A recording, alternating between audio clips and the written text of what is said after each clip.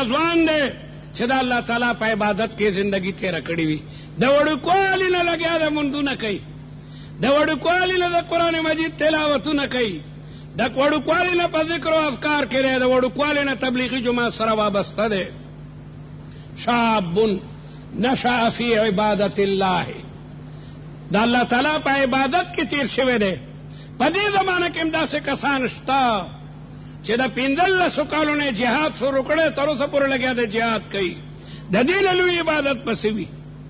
ډېر مجاهدین داسې دي چې ځوانانو ګیرې لا نه وي راغلي او جهاد شروع کړی دی، اوس یې سپینګیري دي، ملا یې ماته ده، لیکن بیا هم په جهاد کې لګیا دي، اړم دي. دا هغه ځوانان دي نشأ فی عبادت الله چې د الله تعالی په عبادت کې چې کوم هغه لویږي.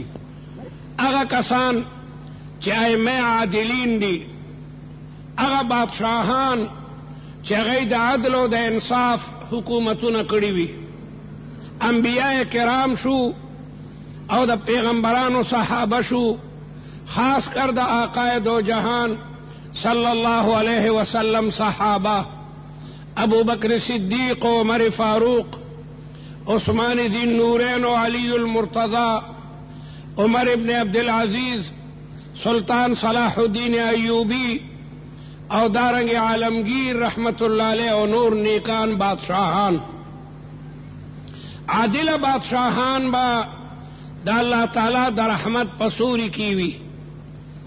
دویم اغا کسان دی چې دا غي ټول ژوند د الله تعالی په عبادت کې تیر شوی، یو الک د وړوکوالي نه د الله تعالی په بندګۍ او عبادت کې مشغوله ده، د 2 کالو دی چې پلار سره جماعت ته راځي او بیا د جمع مز نه ده پریښی، د قرآن تلاوت نه ده پریښی، د رمضان د روجو احترام یې کړی دی. څومره احکام چې رب العالمین بندگانو باندې لازم کړي دي، په دغه کې ژوند تیریږي. داسې خوش قسمته نوجوانان مم په هغه سخته ورځ د عرش په سوري کې وي. او دریم قسم هغه خلق دی چې د هغوی وړونه د جوماتونو سره تړلي وي.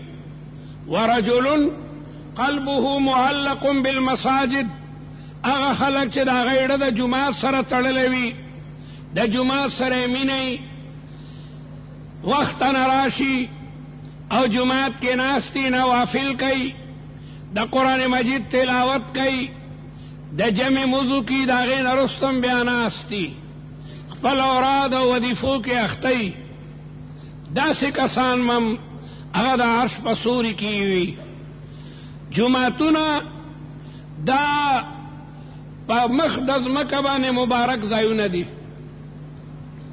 پیغمبر علیہ السلام فرمائی خیر بقاع الارض مساجدها، پزمک کی غرض مکا، پزمک کی پاکیزه ټوټه هغه د جمعه ځمکه ده. وشر بقاع الارض اسواقها، پزمکه کې ناکاره ځمکه ده، بازار ځمکه ده. د جمعتونو ځمکه ځکه غوره ده چې دلته د الله تعالی بندگی کیږي. د جمعات نه آذان وشي، مؤذن اعلان کوي د خدای پاک د طرف نه الله اکبر الله اکبر، الله ډیر لوی دی، الله ډیر لوی دی. د خدای د کبریایي او د الله تعالی د عظمت او د جلال اعلان وشي، او بیا د رسول الله مبارک د رسالت ذکر وشي. اشهد ان لا اله الا الله کې د خدای د وحدانیت گواهی ده. زه گواهی ورکوم چې د الله تعالی سره په الوهیت کې، د الله تعالی سره په خدای کې څوک هم شریک نشته. او بیا مؤذن اعلان کوي اشهد ان محمد رسول الله.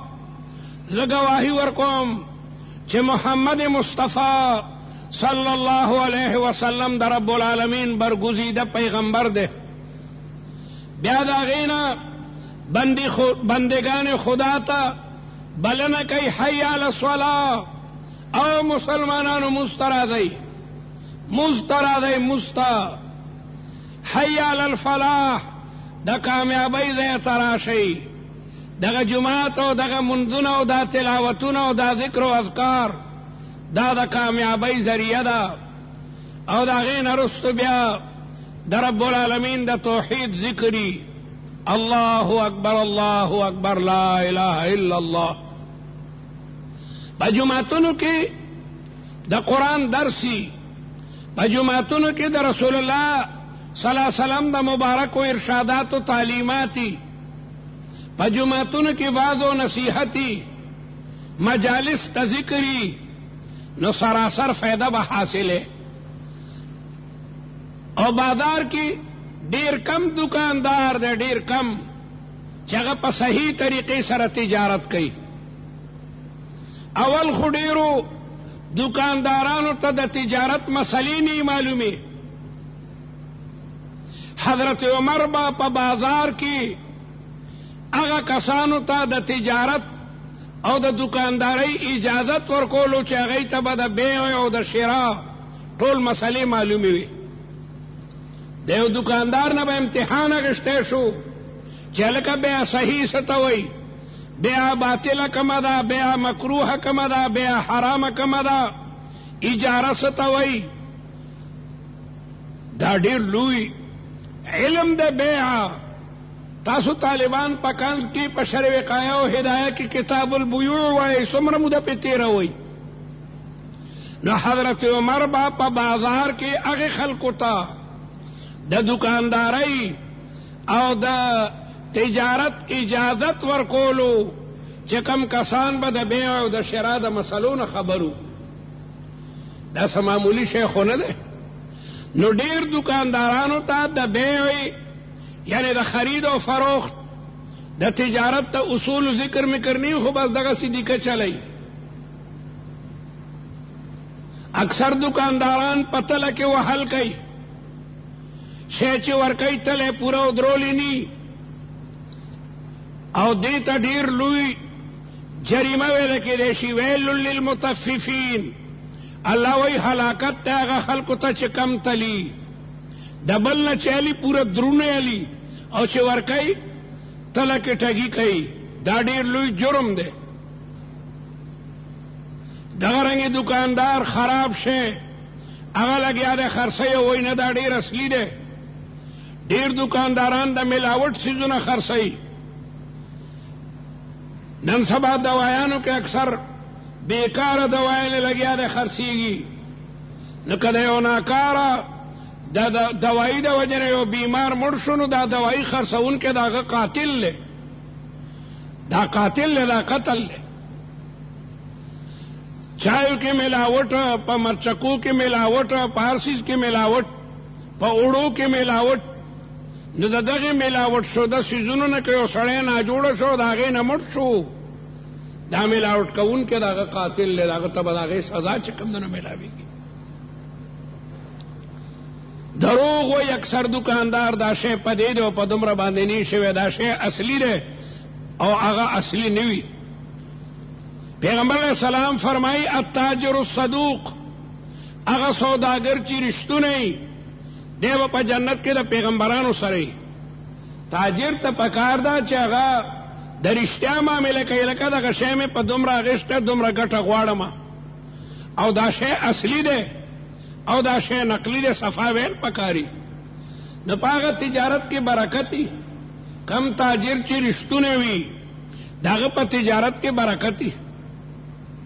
زه یو ځل د جلال آباد نه تلم حج ته، جلال آباد نه د کابل نه، او یو ملګري ما نه ریخم غوښتي وو مدینه منوره کې چې یاره که ته راځې نو مونږ ته یو توله سوچه ریخم پکار دی. والله علم څه ته پکارو. نو جلال آباد کې د سکانم دکانونه دي. یاره ما ته یو توله سوچه ریخم پکار دی. تاسو په خدای یقین وکئ هر سک به وي مونږ سره نشته. مولا صاحب سوچه ریخم مونږ سره نشته، دا ټول چې کوم دیسی او بیکاره جعلي دي. یاره ما ته خو ډېر لږ پکار دي چې رانه غوښتي دي. نو سک راته وایي چې ټولو کې آخرنی دکان دی، یو سک دی، نوم یې م راته وښیلو. ممکنه ده که هغه سره اصلي ریخمي، اصلي ریخم. هغه ته ورغلم، هغه وی توله خو نه دي، لغونه ما سره شته اصلي ریخم دا ټول مولا صاحب بیکار دی. زه حیرانه شم چې یو کافر او هغه لګیا دی هغه ما ته وایي چې دا لغونه دي دا اصلي دی او دا نور بیکار دي. مسلمان ته کوی نو به درته سوتله ثابته کړي چې دا خو زبردست سوچه ریخم دي. نو هغې تجارت کې به څه برکت وي. نو رسول الله مبارک فرمایي چې دریم خلق درېمه ډله چې هغه به د عرش په سوري کې وي هغه سړی دی رجل قلبه معلق بالمساجد چې دا غړه د جومات سره تړلی شوی دی. کو کور کې ناست هم دی نو تپوس کوي هلکه اذان شوی دی او که نه دی شوی هلکه مونځ ته څومره ټایم دی بس دغې کې ذکر او فکر چې کله به دوباره جومات ته ځم. د جومات سره تړل په جومات کې ناسته کول دا د ایمان او د اسلام لومبنۍ نښه ده. الله دې ستاسو او زموږ د ټول وړونه د جوماتونو سره وابسته کړي. ډېر خلک جومات ته ګوریم نه او جومات کې راتلل او جومات کې کېناستل دا ورته یو ډېر لوی مصیبت ښکاري. په حجره کې به ناستې نیمې نیمې شپې پورې گپ شپ د شیرین او د فرهاد او د یکه یوسف کیسې وکئ لیکن جومات ته قطعا نه راځي. یو افسر په لاره تېرېدو د مونځ ټایم و ډریور وي زه خو مونځ کوم افسر ورته غږ ونه کو هغه ډریور راغی د جمع مونځ ته په جومات کې ناست دی د جمع مونځ یې وکړو بیا د هغې نه پس لګیا دی وظیفه کوي. صاحب بار په موټر کې ناست دی او ډېر غوسه دی. آخر راغی او د جومات په دروازه ودرېدو هلکه دا چا تړلی مونځ دی وکړو خو راځه که نه یاره خفه کېږم صاحب چې کوم خدای ته منع کړی هغې خدای ما د جومات ته نه دغه کوي تا جومات ته نه رادن نه کوي ما ته وایي جومات کې ناست. نو درېیمه ډله چې د عرش په سوري کې به د هغه خلک دی چې د جومات سره مین او محبت دي. دې وجه نه جومات ته وختي راځئ او خاص کر د جمعې مونځ ته د جمعې مونځ ته مخکې راځئ. تاسو خو د قرآن نه لرې تښتئ د مذهبي تعلیماتو نه لرې تښتئ او د دین څه مسله درته معلومه ني. نو جومات ته راشه د جمعې مونځ ته خو راشه که نه لږ وخته نه آی که به مولا صاحب درته څه مسله بیانوي نو دغه مسله به زده کړي نو که سبا در نه چا د مسلې تپوس وکړو نو جواب به ورکې. عالمگیر رحمت الله علیه نه قربان شم. عالمگیر رحمت الله علیه مختلفو نوابانو گورنرانو وزیرانو ته علاقې ورکړې وي. ته به د دې علاقې گورنرې ته به د دې علاقې گورنرې لیکن عالمگیر رحمت الله علیه ته پته ولګېده چې خلق علماو ته نه ځي او گورنران لګیا دي د مال او دولت په جمع کولو کې د مال او دولت په نشو کې مستی. عالمگیر په خپله عالمو عالمگیر رحمت الله علیه قرآن مجید یاد کړو.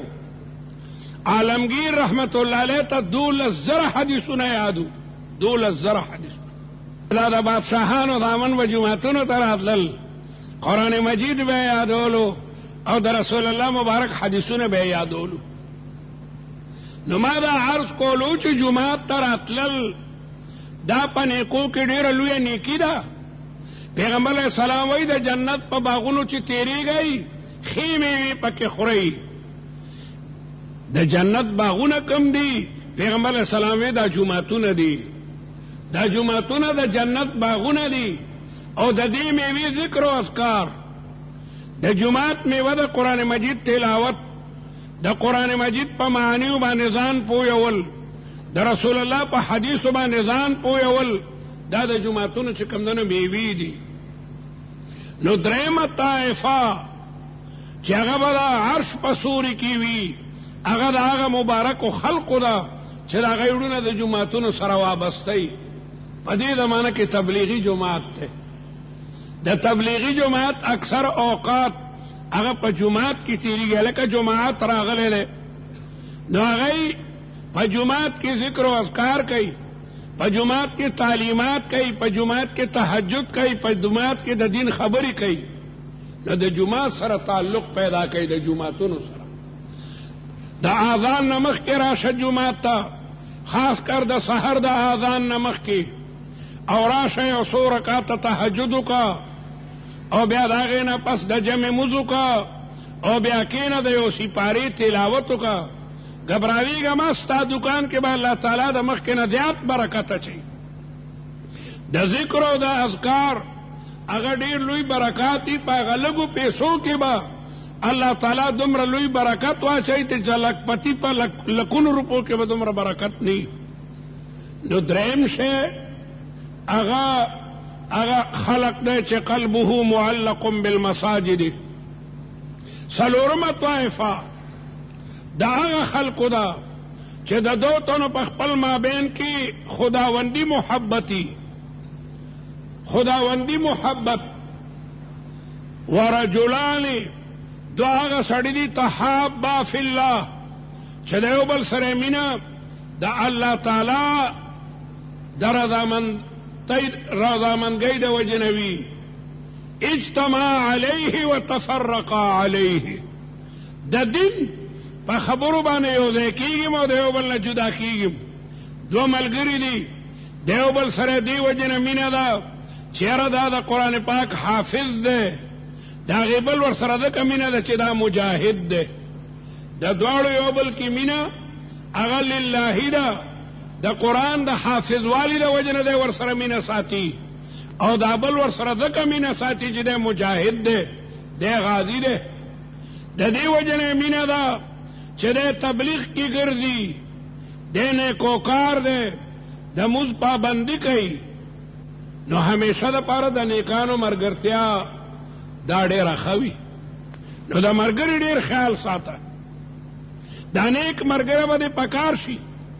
حسن بصري وایي نیک ملګرو سره کېنه، دا به دې پکار شي. خاص کر د قیامت پر ورځ باندې به حافظ د قرآن د 10 کسانو شفاعت کوي، غازی به د 10 کسانو شفاعت کوي. بعض روایتو کې دا 80 ذکر هم راغلی دی. نو د نیکانو سره کېنه، نیکانو سره. او محبت د یو سړي سره د مال او دولت ته وجه نه مه ساته چې دا خان او نواب دی، ته هغه ته ځکه سلام کې. یاره دا سړی افسر دی ځکه ورته سلام کې. په دې بنیاد چا سره تعلق مه جوړو، تعلق لله جوړ کړه، د الله تعالی د محبت په بنیاد باندې یو سړي سره چې کوم دنه محبت کوه. او بل هغه طائفه بم د عرش په سوري کې وي چې دومره پاک دامن او دومره نیکانی چې یو سړي ته یوې ښځې د ګناه دعوت ورکو، او ښځه معمولي ښځه نه ده، د ډېر سړي لوی لور ده، د وزیر او د ګورنر لور ده، د یو لوی حاکم لور ده، خشتم ده، او یو ځوان ته د ګناه دعوت وکړو چې دې خوا راشه. هغې ځوان ورته وایي غرکشې ده، د خدای نه یېرېږم، انی اخاف الله، زه د الله نه یېرېږم. دا ځوانان هم د الله تعالی د عرش په سوري کې وي. تقوا، پاک دامنی دا یو ډېر لوی شی دی، او د ګناه نه ځان ساتل دا یو ډېر لوی منقبت دی. بل هغه خلق بم د عرش په سوري کې وي چې کم سړی د فقیر سره پټ امداد کوي. یو سړی مونځ ته راغلی دی، هغه ته پته ده چې ښي طرف نه ماته دا یو فقیر ناست دی، دا یو محتاج دی، دا ګوډ دی، دا یو طالب دی. روغ غوندې هغه سره غوندې امداد وکړو، هغه ته یو 5 روپۍ یا 10 روپۍ ورکړي، دومره پټې ورکړي چې کیڼ طرف ته کوم خلک ناست و هغوی ته پته ونه لګېده، ایس پته ونه لګېده. نو ډېره په پټه باندې د یو غریب سره مدد وکړو. دا کسان هم د عرش په سوري کې وي، ځکه چې دی دا مدد کوي، دا خالص د رب العالمین جل جلاله د رضا په خاطر باندې کوي. او بل هغه خلق هم د الله تعالی د عرش په سوري کې وي چې د الله تعالی په یاد کې دومره مشغوله، یوازې ناسته په کمره کې یا د جومات په ګوټ کې، او لګیا دی د قرآن مجید تلاوت کوي، لګیا دی د لا اله الا الله وظیفه کوي، د سبحان الله وظیفه کوي، د لا حول ولا قوت الا بالله وظیفه کوي یوازې د څوک ورسره نشته. ففاضت عیناه سترګې ډکې شوې د الله تعالی د یری د وجې نه جړا شروع کړله. دا د اوښکو دغه څاڅکي د الله تبارک وتعالی ډېر خوښ دي. روایاتو کې راځي 2 څاڅکي د خدای ډېر خوښ دي. یو د اوښکو څاڅکی چې د یو سړي د سترګو نه د دې وجې نه وبهیږي چې دی د الله نه یریږي، او بل د وینې څاڅکی چې د یو مجاهد نه په میدان د جهاد کې وینه څاڅي. دا څاڅکي د الله تبارک وتعالی ډېر زیات چې کوم محبوب دي. نو زما عزتمند ورونو، آقا دو جهان صلی الله علیہ وسلم عجیبہ حدیث بیان کو چې 7 یذلهم الله فی ذله یوم لا ذل الا ذله. انسان دے ہمیشہ دا پارا دا د زندگی ایام په طاعات و عباداتو کې چې کوم نه صرف کوي. طاعات و عباداتو کې د مارونو دا به پکاريږي. پیغمبر علیہ السلام مرګورو ته وای مرګورو درنه یو دي زه وای ملګری هغه ملګری دی چې د قبر په تورو تیرو کې په لحد کې ستا سره ودرېږي او ستا وحشت او ستا پریشانی چې کوم نه لري کی. مقتول چې پرونه موږ کړی دی او وظایف اوراد او ډېر نیک نوجوانو دعا ورته کوي چې الله تعالی جنت الفردوس کې د قرب مقامات نصیب کړي. پروردگار دې داغه والدی ته، داغه رونو ته، داغه خپلوانو ته، دوستانو ته صبر جمیل او اجر جزیل نصیب کړي. الله دې تمام مسلمانان د ظالمانو د ظلم نه محفوظ کړي. خدا د ظالمانو، د حاسدانو، د معاندینو د عناد نه تمام مسلمانان محفوظ او ساتي. زمونږ د ملک نه دا بيدینی، دا بے حیائی، دا الحاد و زندقی او دا د دین خلاف کارونه خدای لري کی. پروردگار زمونږ دغه ملک د اسلام نظام راولي، د قرآن نظام راولي.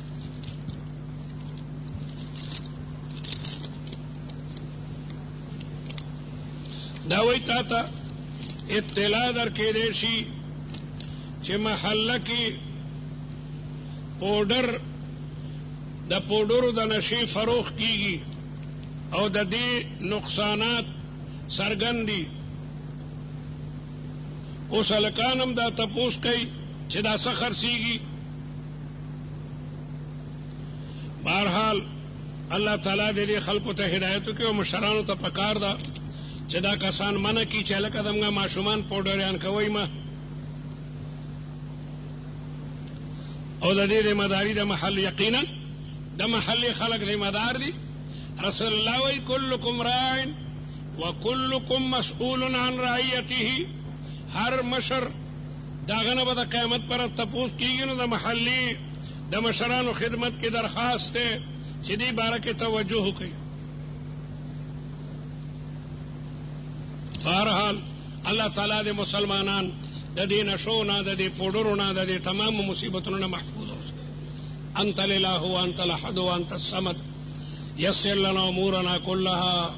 اللهم نور قلوبنا بانوار القران الكريم واشرح صدورنا بالمعارف النبويه. اللهم اجعلنا هداة مهتدين یا رب العالمین. د جمعې مبارک رضا ته پکې دعاګانې قبلې زموږ د ټولو دا دعا قبوله کړي. د آفات و بلیاتو نه موږ او تمام مسلمانان محفوظ کړي.